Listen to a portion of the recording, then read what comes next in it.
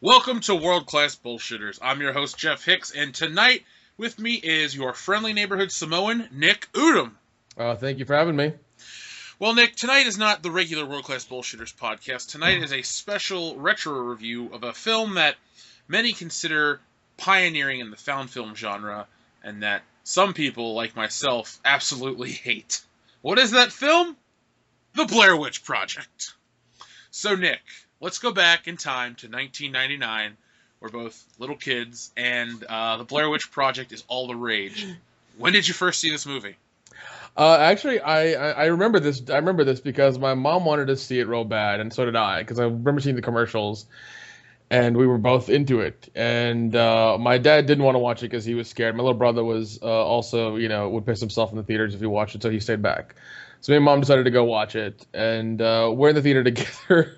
And it scared the shit out of us when we watched it. It was just like, because, no internet, no nothing. What you hear about the movie is what you hear about the movie. And, we heard, it's the tapes left over from these kids who are in the woods. They've cut it together to make this movie. And these are their last images. These are their last moments being alive and that whole thing. Like, that's what we've heard. And that's what we have in our mind when we're watching this movie.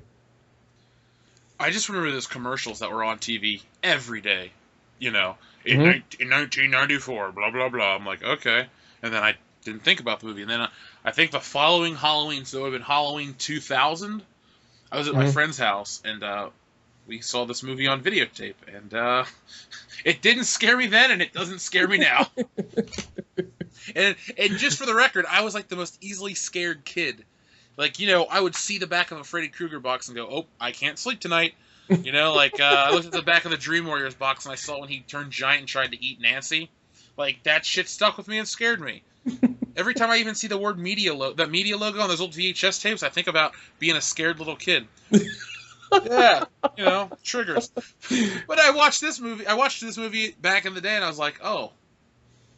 So, anyway, let's talk about it. Nick, you're a filmmaker. Does it hold a special place in your heart because you're a filmmaker, or even before that? A little bit. Well, I mean, like after I learned the whole backstory and how it was made, and the ins and outs and everything. Yeah, I did because I mean the budget was about 60 grand from what I've heard. And I mean, this is 60 grand in 1999. I mean, and from the cameras they used I want to say a high 8 camera to make this, and they also used a film camera, a 16 millimeter film camera to shoot this. So, I mean, those are two. I mean, the fact that they went that way with it, looking at it now, is ridiculous because you have, this digital grainy, standard def image with a camera that's probably like you shoot kids' birthdays with just to have. Then you have this 60 millimeter film camera, which, I mean, is a film camera, and you have dynamic range. You've got a lens on it. You've got all these things, bells and whistles on it to shoot with, and everything looks great with it. So it's very odd to have that contrast of like shitty and good, stuff coming out of it.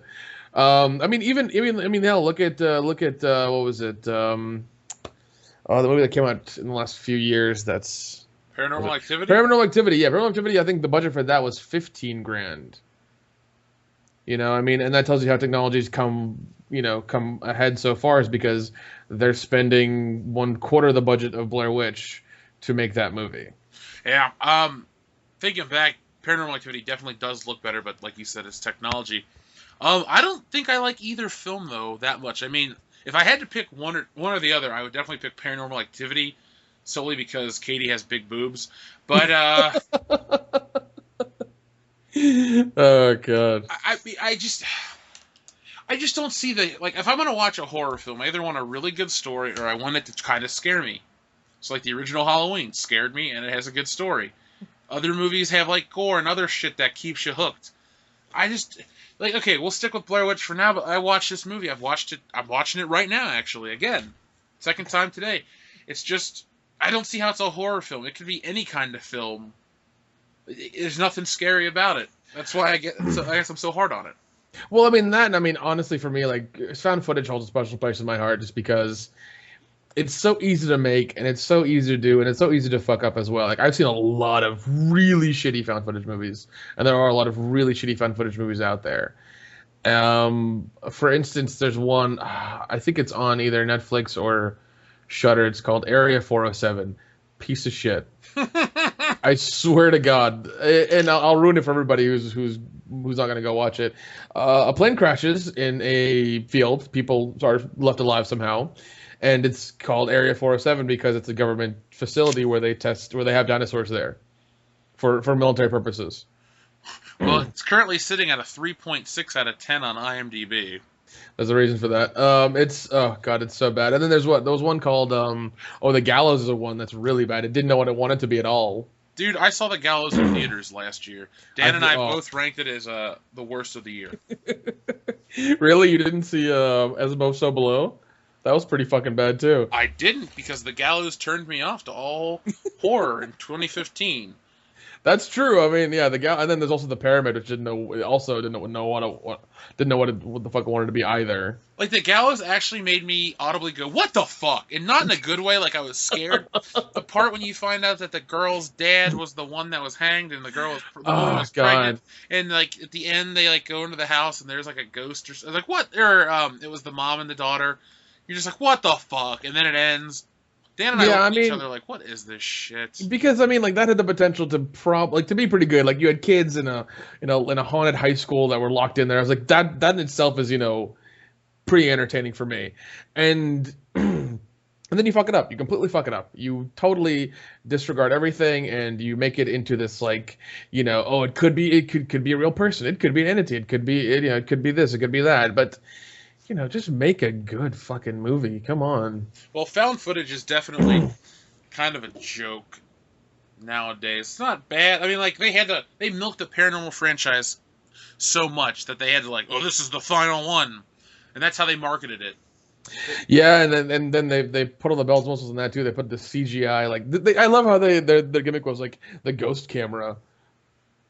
I love that. Now, the new one is the only one I skipped. I've seen every other one. And I saw 3 through the marked ones. Was there one after the marked ones? Was that number 5? I think it was. All I know is that there was like the Mexican. Yeah, I saw that in theaters. Activity. I saw 3, 4, the Mexican one in theaters, but nah, the newest one, the Other Dimension or whatever, just looked so bad. Ghost Realm or something. Yeah, Ghost Realm, and the thing is that I've only seen the first one. I haven't seen the sequels or the spinoffs or whatever from the first one. I've only seen the first one. I think the third one's the best one actually, because it's a prequel. Oh wow! So so the first one happens. Technically, the second one's a prequel too, and it ends on like the spoilers. If you're gonna go watch these, it's Halloween. It ends with Katie going into her sister's house and abducting their newborn baby and killing the husband. And then the third one shows how the sisters grew up together and how they got possessed. And then the fourth one, I can't believe I remember all this shit. The fourth one, Katie moves in across the street and has a little boy named Robbie, who's weird, and he befriends this family who's filming everything.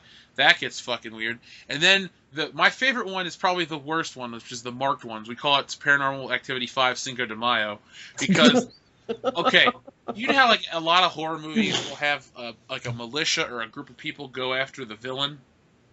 Yeah, there was one that came out. There was one that came out kind of like that, where it was like this cult that had impregnated this woman that came out. I think in early 2015. They had gone a couple had gone on their honeymoon to like France or something or some country like that, and then like you see them. Like some ritual happens and the woman is carrying a demon spawn or whatever. Oh, they go to South, like Jamaica or something. I know exactly what you're talking about. Yeah. Like that happened as well. And well, the only reason I bring this up is because at the end of the movie they go to the Paranormal Activity haunted house thing, and this group of Mexican gangbangers go and they run into the Coven of Witches, and instead of how when other movies like a witch runs at you and they run away screaming, this like Mexican dude pulls out a shotgun and blows this bitch away like boom, and she goes flying across the screen on wires. It's amazing. That's why I like that movie so much. Plus it has a full on bush shot. Plus it's got a really hot girl. And, that's the only one that I find mildly entertaining. Jeff, you're all about that bush. I am, especially Latin bush. Oh shit! But I just remember going to see it with Dan. Watch out, Salma Hayek. Yeah. Talking taco. Yeah, but Dan goes and says how terrible it is, and I'm in the theater like that wasn't too bad. Anyway, let's get back to the Blair Witch Project. This movie, like, it spawned all these sequels, or not all these sequels. It spawned all these spin-offs of found footage and shit. But when you go back and watch it, it's surprisingly simple, and maybe that's one of its strongest points. No, it is surprisingly simple, and like for me watching it, especially now, I don't know, shit, 16, 17 years later, I found it more so, scary. Well, not more so scary, but like even it was still scary when I watched it recently, because what was it? The movie Sinister had it as well, where they had these little snippets of film in the movie. In the first one, not the second one, because the second one's bullshit. The first one had these little snippets of 8mm film or whatever, the guys playing them, and those things were really terrifying. Just watching those happen, the way they had done that with that movie, it was to me terrifying. And I think this watching, the old school digital footage and the old school film footage made it terrifying as well, because it kind of creates this time capsule, this timestamp of like, this is 1999, or sorry, 1994. In the small town, and there are things they don't have. They don't have cell phones. They don't have GPS. They've got maps. So you're kind of set in this time, and you're just like, things are not as accessible as they are now. So for me, it's just like, oh, they can still. And the one thing she says that I love that in this movie is like, oh, it's like, this is America. You can't get lost nowadays. It's like, no. It's 1994, and you're lost. It's gonna happen. You can still get lost in 2016, Heather. That's true. You can still get lost in 2016. I was like, that doesn't really mean anything. But bitch, if you lived another 22 years, you'd understand how dumb that sentence is. But they're dead. Let's talk about the cast.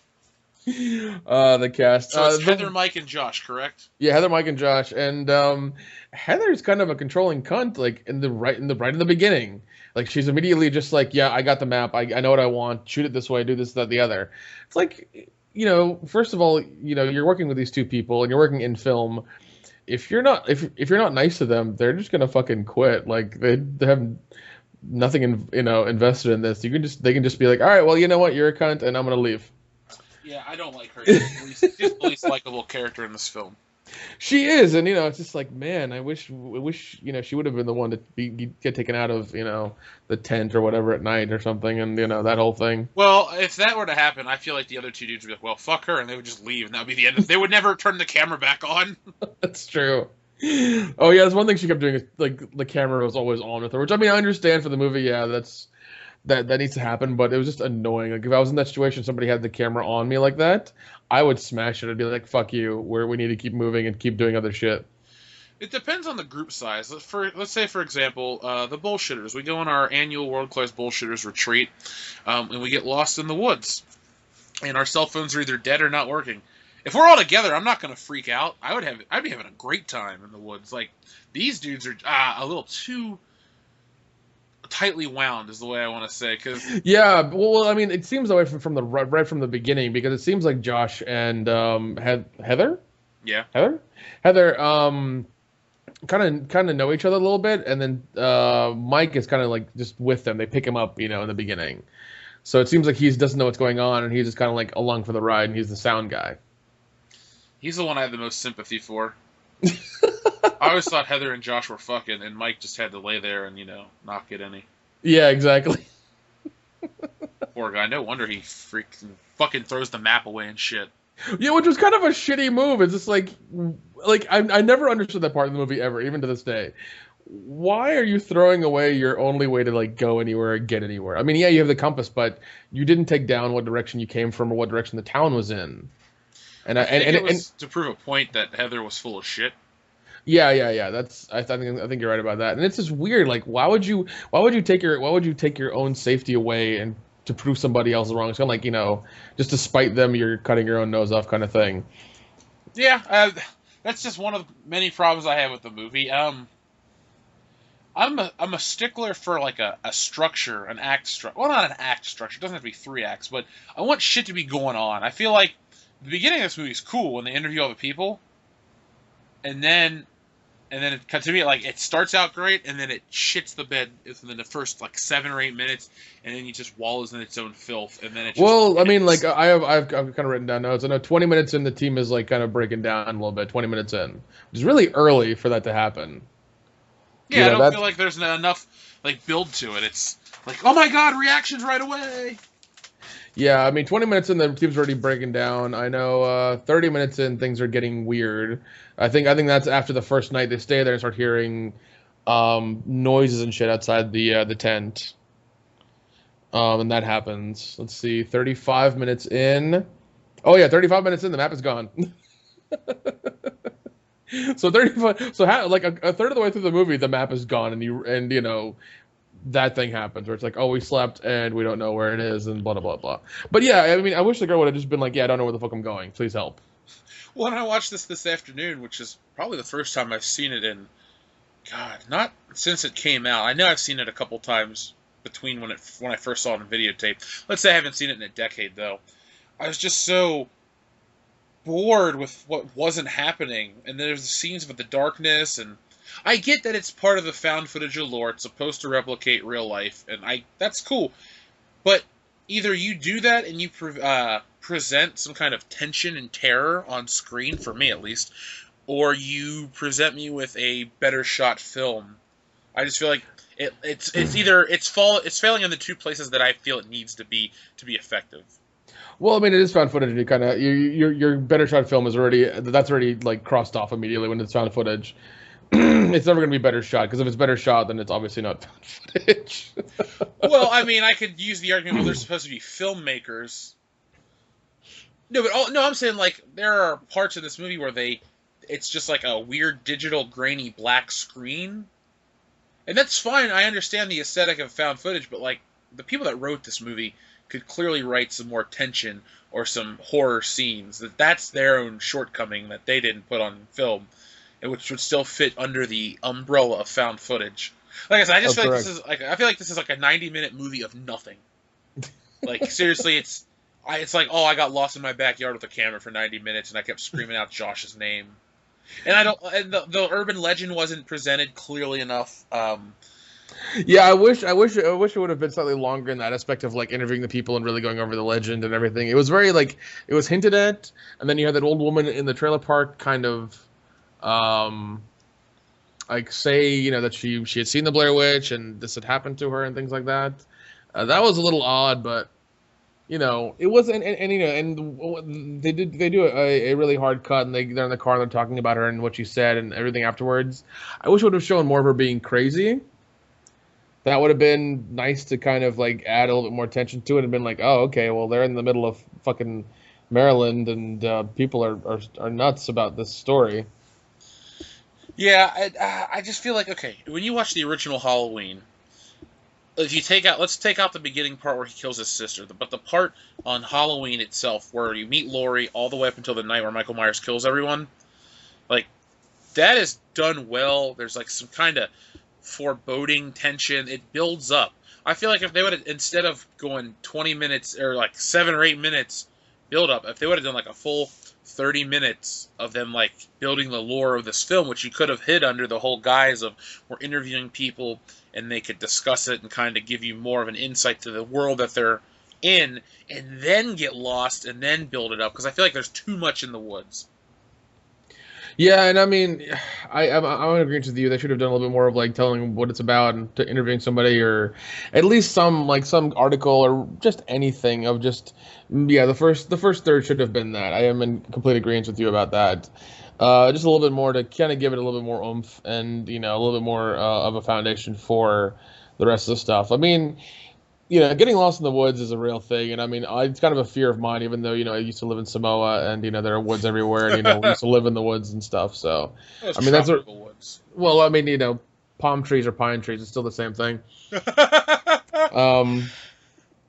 know, I mean, that's a real thing that I've always heard of happening, and it's just like, yeah, you think it's 2016, yeah, that doesn't happen. No, people still, like, get mauled by bears in the woods when they go off trail and, you know, do dumb shit like that. Like, this happens. This is a thing.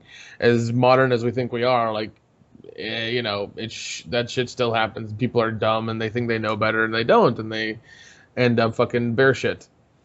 Yeah. I just wish, that would have been cool if they would have interacted with some animals or something.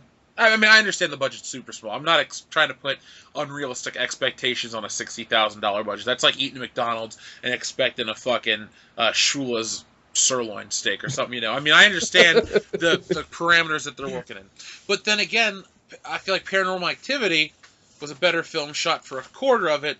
Yeah, the technology helped, but they had a story that kind of built in that first movie. There was a lore. There was a whole like thing going on. Yeah, and actually that introduction to that was quicker. It was not 30 minutes, it was quicker because it was just I think it was like, oh, there is this thing in the house. And they kept showing like little snippets of it, I think, with the footage the husband had taken in the beginning. They kept showing it's like, oh, this is moving, these cabinets are moving, this is being moved. This is happening in the bed, and then they went to the really long shots of the night shots of like the door opening and closing randomly, the footprints in the powder, the covers being pulled off, the wife getting up and going downstairs and screaming, like, And the thing I love about these movies is that there's no score, it's just silence. And whenever I always appreciate a horror movie that does that because that in itself is fucking terrifying. Because there's no musical notes of like, oh, the door's gonna open and the dude's gonna be there. No, it's silent and it's fucking terrifying. And that ending when she runs up to the camera and shit. That first time I saw it, that creeped me out. It's like ooh.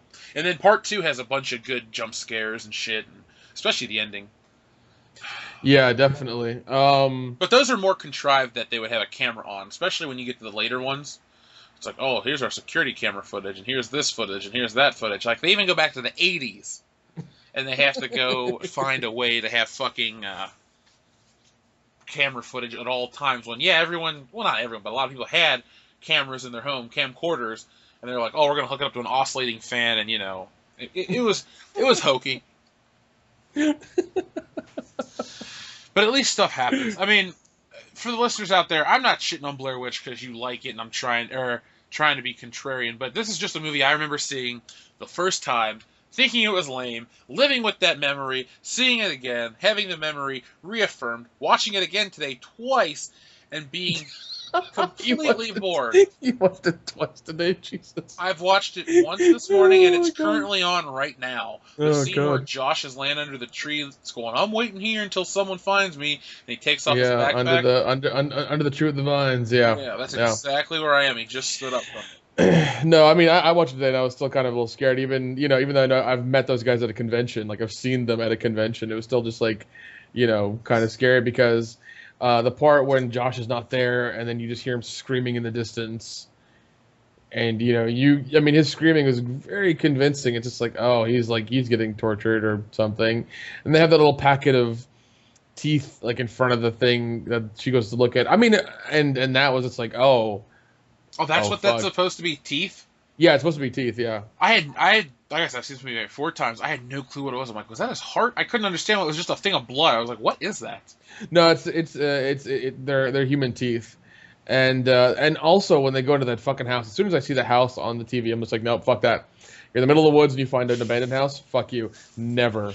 Oh, I would never go in myself.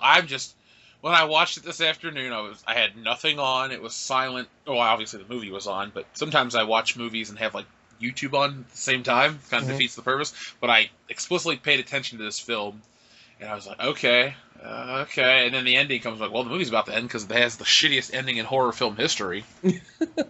Well, not the shittiest. There's dumber horror film endings like The Gallows, but it's just like Josh, boom. Or Mike, boom, and then it's over. Well, I mean, they kind of say that in the beginning of the movie, like, oh, this guy, in this house up on the mountain, killed these kids, and he'd have one sit in the corner, and then he'd hit the other one, and then hit the kid in the corner, and that was kind of alluding to that in the beginning. But I remember, I don't know why when I was a kid, I thought that whole scene, that whole ending scene would be longer, because I thought I remember her like really like walking, like she enters the room slowly and sees him in the corner. And she goes up to him slowly and then gets bashed. And then the camera goes to the ground. But it happened immediately as she entered. But yeah, just the inside of that house is fucking creepy. Just god-awful creepy. Especially when they go up to the attic or the top part and you see all these black handprints on the walls. Oh, fuck that. Just fuck all of that. I guess I must have not paid too close attention because I just watched it a few hours ago, and I'm like, I remember them walking in and shooting the walls, and Well, no, because they hear Josh's voice, and then the mic's like he's upstairs, and they go all the way up to like the second or third floor. And as you're seeing it, like they're kind of doing these round the room shots, and you see that there's these black handprints that look like children's handprints. They're kind of small, and then you still hear Josh calling out, and then Mike's like he's downstairs in the basement, and then Heather's like freaking out because Mike's moving around too fast, and she can't catch up because she's holding the film camera. And you can see her screaming in the background. And, he goes downstairs and immediately gets whacked. And then she goes down there and sees him sitting in the corner, and then camera's off, that was just such a weird ending. Like, here's another problem I had. So they're looking for this Blair Witch thing, and they barely build up that lore. Then there's a serial killer or whatever that used to abduct kids, and they run into him. It's like 2 stories at once, and neither of them are fleshed out. It's just like, it just happens, which I'm glad something does happen, but, Yeah, of course. I gotta say, though, listening to you talk about it, definitely, I can't say it makes me like it more, because it doesn't. I mean, it looks, I get that it's a found footage thing, I'm not trying to shit on it, but it just looks like home video footage of like something from the 90s, and you're like, oh, here's my fishing trip. We got lost for a little bit, but eventually we found the car and we made it home okay. It's just about like 3 pissed off white people that yell at each other. Pissed off white people. And they just fucking yell and fucking yell and 3 pissed off white people. I love that so much. That's the name of the post. That's the, I'm gonna give it an alternate title. There we go. We used to play that game, Explain a Film Plot Badly. Yeah. This is this one. 3 pissed off white people in the woods. There you go. Or just pissed off white people in the movie. There you go. That's the name of it. People will be like, oh, that is it. That's true. That's very true. Oh, man. But yeah, I mean, even because I remember, the murdering story, I mean, that story, when they tell it in the beginning, doesn't really have to be fleshed out because, they tell it fairly, it's a very short narrative, and it's just like they tell it in the beginning, and it's just like, oh, this guy was in the woods, and an old man is saying it, and like it's very, the way they film him is just kind of creepy in itself because you think it might be him. He's like, yeah, this is an old guy, in the woods back in this, in the 40s or whatever, that took the kids started missing, because they mentioned the kids missing in the graveyard when they go and they look at all the children's tombstones. And this guy's like, oh, this is what happened in the 40s. A lot of these kids disappeared, and he had they went up to this house and they found like 7 of the bodies up there. And he did this. He would put 2 of them in the corner where he'd kill one and then kill the other. Yeah, I remember that. So what's the deal with the sticks in the trees? I do not know. I don't know what that is. I think it's just one of those things that, like, if you wake up one morning and you went to sleep and it's like, oh, there's nothing around me, and all of a sudden you wake up one morning and there's like, oh, there's sticks in the fucking trees, you kind of freak out for a minute. You're like, this shouldn't have been this way. Okay, I mean, I guess I have to ask all these questions, and I just didn't get it from the movie. It's like, what? Because all the characters are doing is screaming, "What is this? What is that?" Ah! Like, well, and like, that's one thing. That's one thing I hate about Heather is just like the 2 guys are like, "Come on!" She's like, "All right, I'm not filming anymore," and she's obviously filming more. It's like, bitch, you were stuck in the fucking woods. Find a way the fuck out. Quit filming shit. It'd be funny if after the credits, the old lady was just laughing like, "I told those fucking kids," or something like that. like a Scooby-Doo villain who had won finally. Yeah, like, they didn't have that dang dog. Had they had the dog, they would have eaten it, or it would have helped them get out. Yeah. Meddling kids. No, they're in Maryland. It would have been funny if, like, at the end of the movie, it shows they were like 6 fucking, like, a couple 100 feet away from, like, entering Washington, D.C. or something. Like, oh, we could have been okay. The White House is right there over that hill. Yeah. It would have been 1994, so Bill Clinton would have still been president. I'm sure Clinton would have welcomed him in, like, hey guys, have some beers and pizza, get a blowjob from Monica, and, be on your way. There's no witches. Except my wife. Oh, God, that woman. I don't know if she's going to make it, man. She is sick as hell. I throw my hands up when I listen to and hear about election stuff. It's like I don't care. I don't want to hear it. I just don't care anymore because it's just it's like watching what is it? It's like watching that movie with Denzel Washington and Chris Pine about the train, hurtling towards this big curve that's gonna, kill a town with all the chemicals on it. It's just watching that. It's getting worse and worse, and they're not able to slow the train down at all. And eventually, it's just going to explode, and that's all it's gonna happen. The reason I'm so intrigued is because no matter what happens, it's going to be historic. Either she dies, and that's never happened before, meaning someone that's, a candidate dies during the election process. That would be intriguing. Well, people can be like, oh, Hillary Clinton was the first person to die before she made it into office. And I can say, well, I lived through it all. Or, you're going to have a guy that goes from being a businessman and celebrity to being the president, which, who I don't know where this is going to take us. It'll be interesting. But it's funny how when I watch The Blair Witch, I don't think about 1994. I think of 1999 and how much simpler it was to be alive in 1999 as opposed to today. I guess the technological constraints of, always on cell phones and shit like that. But at the same time, the simplicity, there's some less safety. Like for being in the woods. Like if this happened to us today, you could just go, okay, Google, and it would, blink, and be like, map. Yeah, exactly. And you could be out of the woods in 35 minutes. Yeah, exactly. But they didn't have that. They literally had a paper map to find where they were going. Oh yeah. And it was just like, oh, okay, like this is really horrible. What would have been smart for them is to take a fourth person. Oh, true, definitely. And it would have been smart for them to at least pull out the compass and be like, all right, town is in this direction. If you get lost, head this way. That would have been smart. Because at least, at least if you're lost, you can head towards town or you even like figure out where the car is and be like, all right, the car's in this direction. Head this way and you'll get to the car kind of thing. Or at least be around the car. Where are they running to in the middle of the night? I don't know. And she starts running away. I have no idea, but apparently some shit happens with the tent, and she gets creeped out and just like starts running. Oh, okay, that's what it is. Look it, listeners, I don't have bad film comprehension. Like I easily understand what I'm watching, but no, you don't. You do understand everything. It's like with the Blair Witch, I just don't get what I'm looking at. It's like what? Well, apparently it was like 19 hours of footage they cut down to 90 minutes. Well, they should have put better footage in. I heard that there's enough footage to release like a super director's cut. Yeah, 19 hours of footage of usable footage. Okay, almost 19 hours of usable footage was recorded, which had to be edited down to 90 minutes. Didn't they film this shit in like 6 days? Yeah. I want to say it took that long. Well, before we get too long in the tooth, let's talk about the fucking iconic scene of the camera up her nose where she's blowing snot. Every time I think of this movie, I think of the parody and Scary Movie. Yeah, I know. Same thing. Cause as soon as I saw that, I started laughing. I was like, I know what this is. Sherry O'Terry. Yeah.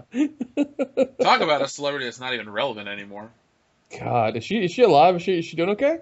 Let's see. Let me look it up real quick. She's probably a Scientologist. That's why we haven't heard of her in a while.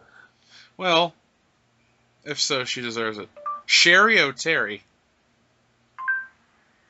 According to Wikipedia, Carrie O'Terry is an American comic actress, best known for her roles as a cast member on Saturday Night Live from 1995 to 2000. Yep, she's alive. Okay, good. Nothing to know. And she is 5'2". She's tiny. She's also 54 years old. Oh, God. Actually, she's 53. Her birthday's in 6 days. It's kind of funny we bring her up. This video will be up before she gets too old. God, she's had a lot of plastic surgery, too. She looks like shit. Ew, she looks terrible. She used to be mildly attractive. Like when I was a kid, I know. I am looking at her right now. Jesus Christ, woman.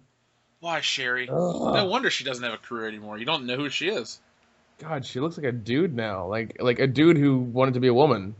That's what she looks like. Yeah, the tranny on It's Always Sunny is more convincing. Oh, God. Yeah. Ugh. So, what is your favorite part of this movie? Favorite part of this movie, it is when they find the teeth. It's like she finds a packet in front of the tent. It doesn't open it. She tosses it like behind the tent, and then she goes and looks at it again, and you realize, she opens it carefully, and it's, obviously the shirt the dude was wearing, it's wrapped in that, and then even the packet is like wrapped in the shirt he was wearing, and then you see it's blood and human teeth, and it's like, oh, this is taking a turning point. Like there is something out here killing people and doing this to them. Killing Josh. Yeah, so that to me is my favorite scene because it's really that turning point of like shit's gotten real. It's no longer a fucking joke. They're not just lost. Like they're gonna die. I'm trying to think if I like a scene. No, I don't. I mean, we're reviewing this because there's a new one coming out, and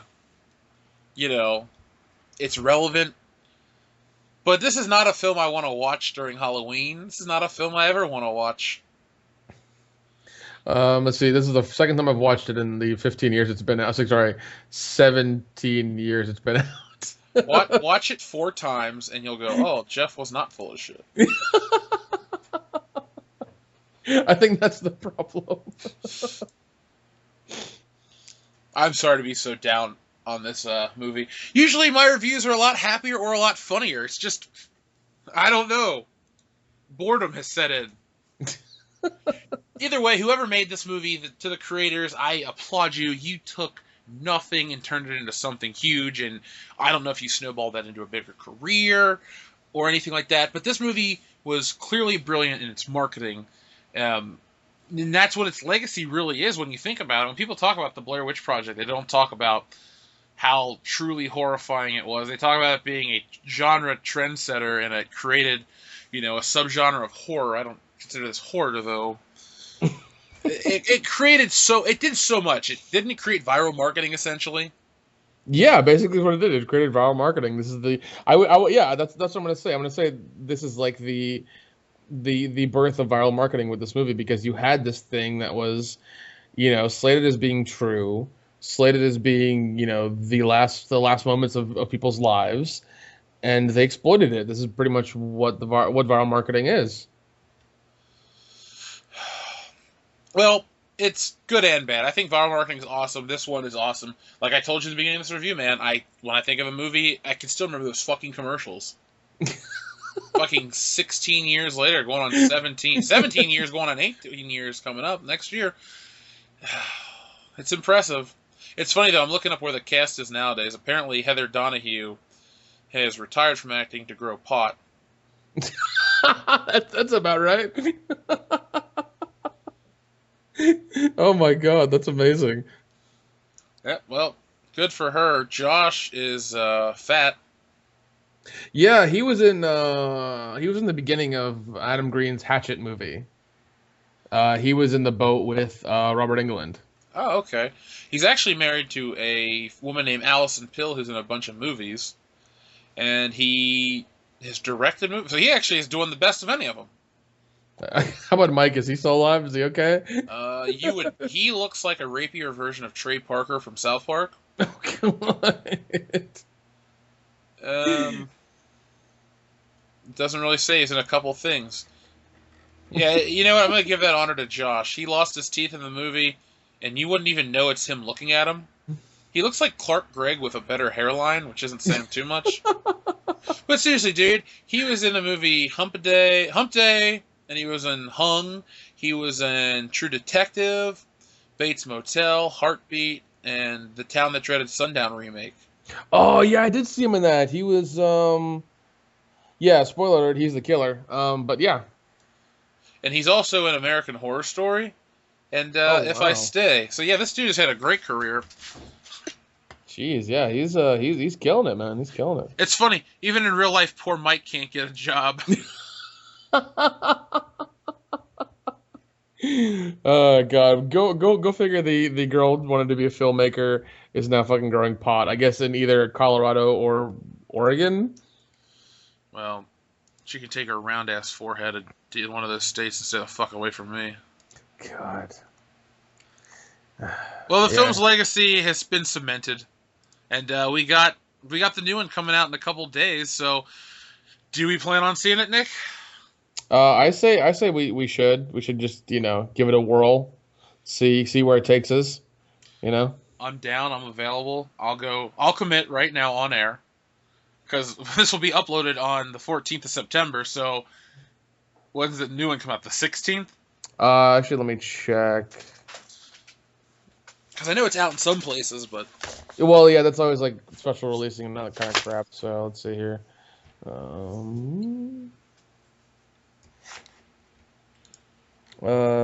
Screened festival. The 16th. It's coming out the 16th. okay, cool. So we got a couple days to cleanse the palate before we go see a shit version of a shit movie. Maybe I'll like the new one. I bet $5 says I enjoy the new one more than I enjoyed the original. $5 says I hate the new one more than the original. Hey, either way, somebody's getting $5. That's true. That's true. Now let's talk about the direct sequel real quick. Book of Shadows or something. Blair Witch 2: Book of Shadows. What the fuck was that movie about, dude? That was the studio doing what studios do with sequels of good original content. They take it and then they fuck it. They fuck it to death. They fuck it in its eye holes. They fuck it in its mouth.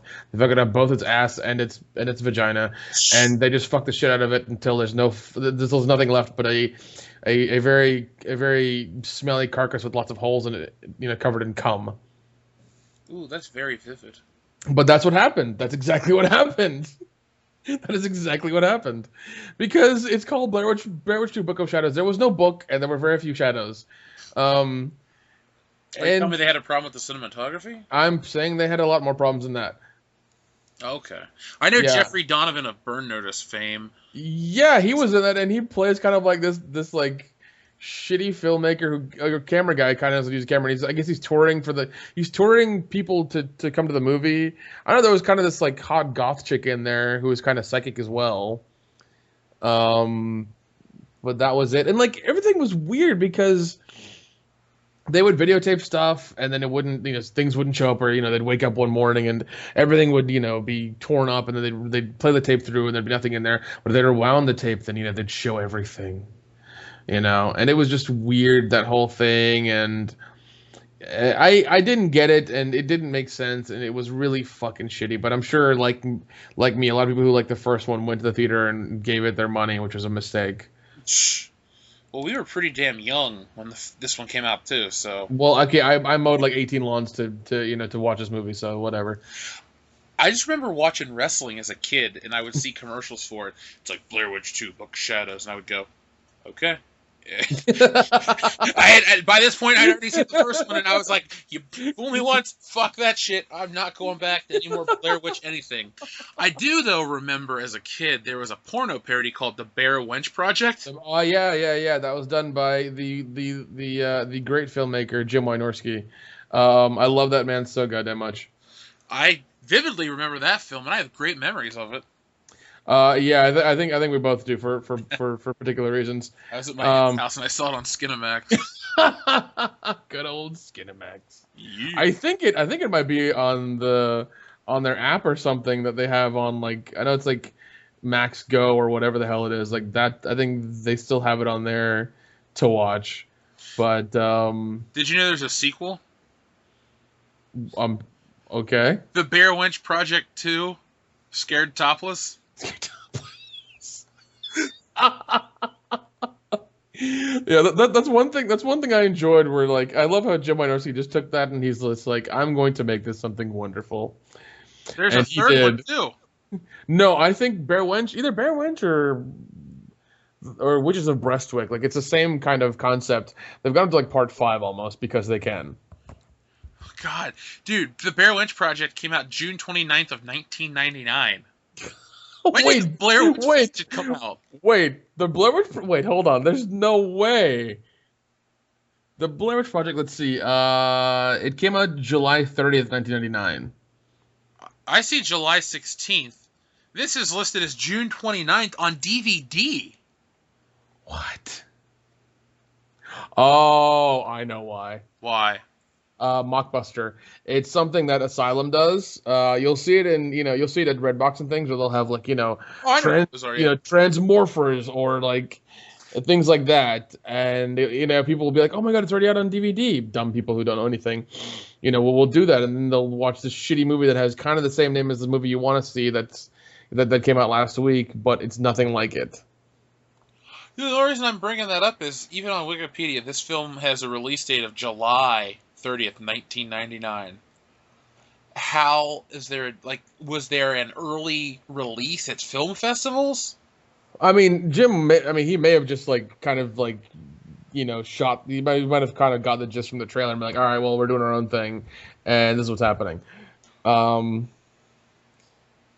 done it that way, and then just released it because he's kind of a weird genius that way. Well, this is weird though, because if you look on Wikipedia or Google, it's listed as June 29th, 1999, but then it's also released in the year 2000. I don't know. This is not important. We're bitching about the semantics of a softcore porno, okay? We got some real issues here to talk about, like Heather Donahue's forehead. Heather Donahue's No, look. At the end of the day, I applaud the people that made this. Yeah, movie. that girl. Let's see. How old is she now? Heather Donahue. Heather Donahue. She's 41 now. Let's see. How old was she in 1999? 25. She looked 40. She looked 40 back then.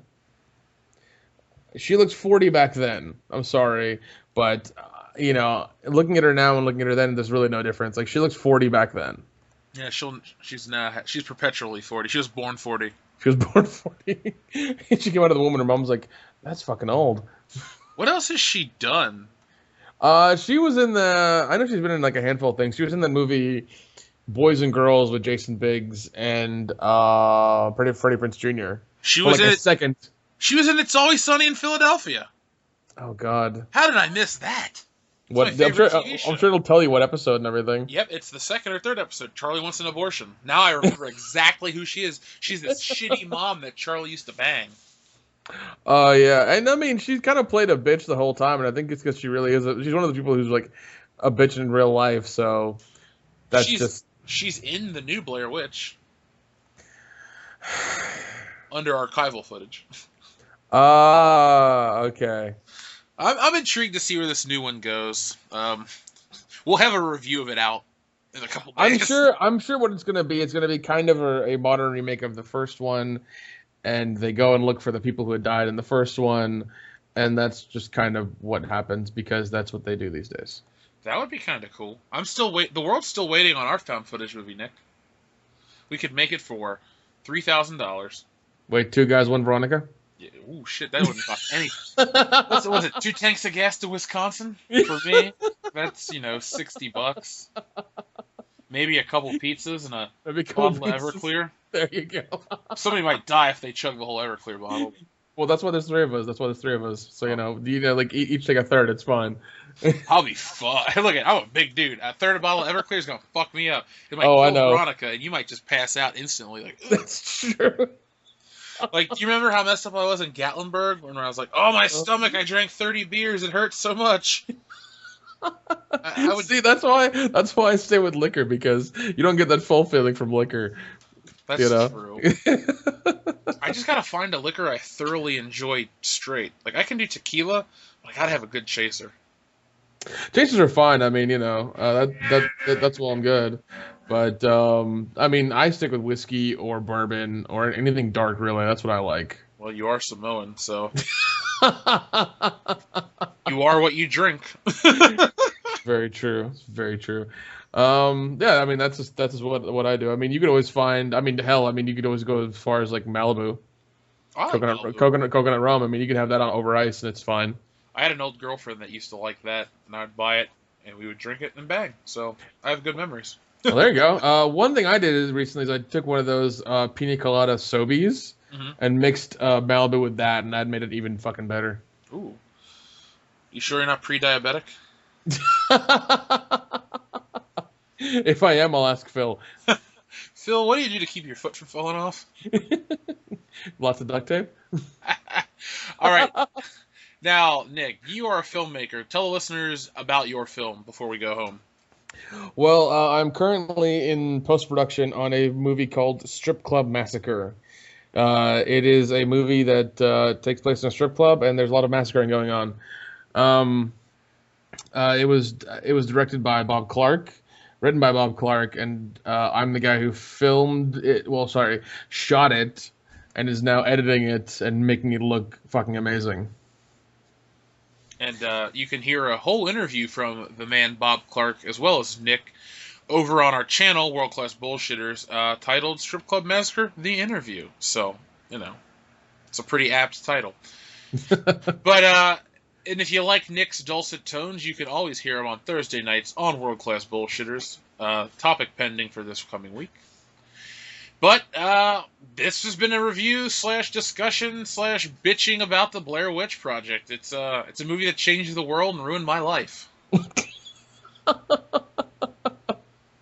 Oh god, it's a movie that kind of made me look differently at filmmaking rather than the standard like stuff. And I was like, oh, you can have shaky camera and still tell a story.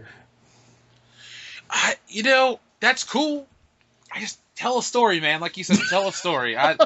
It's Fat Mikey crying like a bitch. It's Josh losing his teeth. It's Heather being a twat bucket. It's three dirty white people not eating healthy nutritional value food, whatever. I don't know what I just said. It's just like this dude's now crying in the woods and scratching his head like I'm so lost. Like here's the thing: you're lost in the state of Maryland. It's not a big fucking state. If you keep your shit together, you'll bump into New Jersey or DC or wherever the fuck you're close to, And Oh god, not New Jersey, man. No, fuck that. I'd rather be in the woods. And another thing, they talk about like, oh, there's shit that's following them at night, right? Why don't they just sleep in shifts where one sleeps in the day, the other sleeps at night, and they wake the other one up when they find out what's going on? I think they did that, and then like Josh disappeared. Oh shit! I should pay closer attention. I swear to God, I've watched this movie 4 times. I watched it once, 2 hours ago. I'm watching it currently. I think they just found the bloody satchel of pubic hair or something. Bloody satchel of pubic hair? Are you sure you're not watching the Blair Witch Project? Fuck, I would have a boner if I was watching that. That'd be an awkward podcast. Wouldn't be the first time I've been hard on a podcast. Actually, it would be, without this. I bet $5 he's jerked off during one of our podcasts. Ah, God. I bet you $5 he's jerked off to your voice on one of the podcasts. Bet you $5 if I ever find out, I'll die a little bit on the inside. I won't kill myself, but maybe my body will just want to shut down. Like, Jeff, you've reached rock bottom. Just don't do it anymore. Just don't. Just don't move. Just lay in bed and you'll eventually fall asleep. There's some fans that listen to your show that probably do it too, but now that one of your friends does it, your life is ruined. I want to go back and live in a time where that wasn't, a possibility. Dustin jerking off to my voice. I hope you're not jerking off to this now, Dustin, because I might cry. Just don't tell me. Is that why you left the show? Your libido cannot be satiated. Just constant dripping erections. Oh, world class bullshitters. Oh, world class bullshitters. Oh, well, world class bullshitter says, "Fuck you, you freaky son of a bitch." Stop. You know what? I'm gonna title the Blair Witch Project the ultimate boner killer. Seriously, if you can maintain an erection for 90 minutes straight, which is impressive, and remain aroused by the sight of Heather Donahue and Fat Mike and Hobo Josh. Good job. Good on you, man. Good on you. Like also go see a psychologist because there's something wrong with you as well. Yeah, unless you're like attracted to fall weather or something. I bet this movie smells like pumpkin spice. Speaking of which, my favorite time of year is coming up, and fall because of Halloween, and one of the, in my opinion, the greatest holiday ever. I agree 100%. Always like you get at least 6 weeks to a month of good shit on TV, and not just the same 3 fucking family movies that come out during Christmas. You get all kinds of stuff, all kinds of weird horror movies that come out, even independent stuff that people are showing in theaters. You get a lot of good stuff that's just good to watch all around, all the time, 24 hours a day for that time of year. You know, and I mean, you have the build up to Halloween, like costume parties, kids going trick or treating in general, making costumes with, you know, with family and kids and whatever. Like it's a, you know, you got to really, you know, it's just a good time for everybody. And I like that you brought that up because it's the perfect transition to discuss with you on air, officially, in front of everyone. The whole month of October is going to be a Halloween extravaganza on World Class Bullshitters. That's As I've right. said before, not changing the channel's content. I'm still going to have the regular World Class Bullshitters show and any kind of entertainment news and relevant topics that we always cover, but we're just going to go crazy and celebrate the best holiday of the year, Halloween. So be on the lookout for more reviews. They'll be more coherent than this one because I'm not going to watch a movie that triggers me and makes me think about, you know, nothing. We're going to watch good movies like Halloween. We're going to review some shitty ones, and we'll do a drunk commentary cast of I Know What You Did Last Summer, and I Know What You Did Last Summer 2, starring Jack Black. We'll talk about The Faculty. We'll talk about everything. You know, if you like horror and Halloween, or you just like us bullshitting for multiple hours over shit movies, tell us in the comments section what kind of horror movies and horror topics you'd like us to cover in the month of October, because god damn it, I'm going to try to make 31 fucking videos. Jesus. Hey, I'm committed. They're not all going to be feature-length commentaries, but damn it, if I want to make a video about the my experiences of Halloween or something, and talk about the year I dressed up as Ronald Reagan, god damn it, I'm going to do it. And I will go through all my awkward costumes that I used to wear. Pictures included. Yeah, I guess so. I'll call Mom. Well, folks, this has been a very special limited engagement review of the Blair Witch Project. It's about as relevant as this film is. So thanks for listening. Make sure you check out Strip Club Massacre. We will be back on Thursday with World Class Bullshitters, and Nick and I will be dropping a review of the new Blair Witch, which I'm going to put out there will be better than the original one. So thank you, folks, and we'll catch you next time.